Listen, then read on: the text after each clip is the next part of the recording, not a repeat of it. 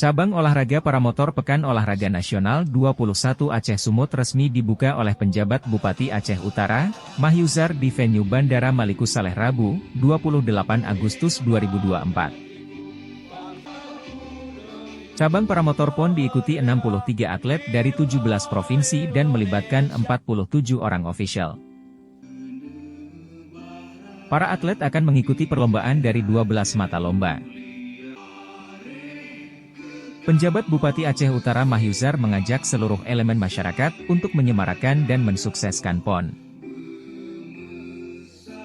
Pada hari ini, hari Rabu, tanggal 28 Agustus, cabang olahraga paramotor dengan resmi saya nyatakan dibuka.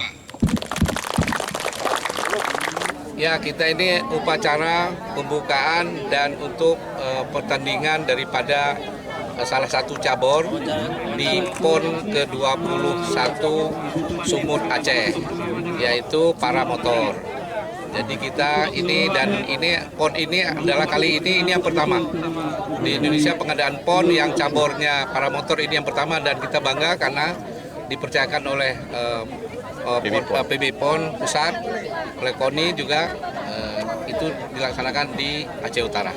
Atlet paramotor termuda, Dita Vanessa Aulia Putri mengaku senang bisa ikut serta di PON 21 Aceh Sumut dari kontingen Sumatera Utara. Dita yang masih berusia 14 tahun, mengaku ini merupakan PON pertama yang ia ikuti. Sebelumnya untuk kenal paramotor ini dari kapan? Dari tahun kemarin. Kecil adik udah ngikut PON.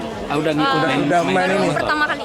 Pertama kali. Iya. Ini pertama kali untuk main paramotor udah setahun untuk ikut PON ya. Ini bagaimana rasanya ini bisa ikut PON tahun ini? Kurang tahu. Seneng kah? Senang ya? Happy kah? Seneng sih ya. Tapi resiko juga sih. Waktu pertama kali terbang itu deg-degan. Kalau sekarang udah biasa ya? Normal ya? Biasa.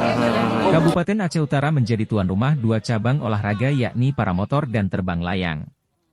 Sesuai jadwal perlombaan paramotor digelar lebih awal, lantaran pertandingannya berada di satu venue yang sama yakni di Bandara Maliku Saleh. Tim Liputan Aceh Video.